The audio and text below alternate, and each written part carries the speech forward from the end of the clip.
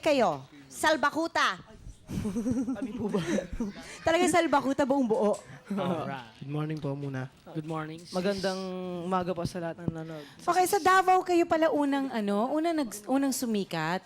Like Freestyle and Joey Ayala. At ngayon, nako, sikat na talaga kayo sa buong Pilipinas na lahat na yata, bawat kanto, naririnig mo yung stupid.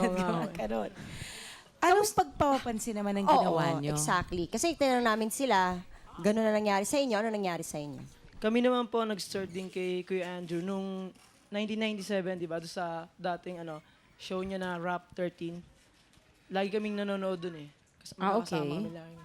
Tapos? Tapos, kwento niyo naman. So before, bali lang po kami. Audience lang po talaga kami before. And then doon po namin na-meet si Vendetta. Doon po na-form yung group sa variety show ni Sir Andrew. Tapos paano niya kayo nakuha? Ano po, bali humingi po kami sa kanya ng tulong. Sabi namin, gusto namin magkaroon ng album, gusto namin gawin yung katulad ng ginagawa niya.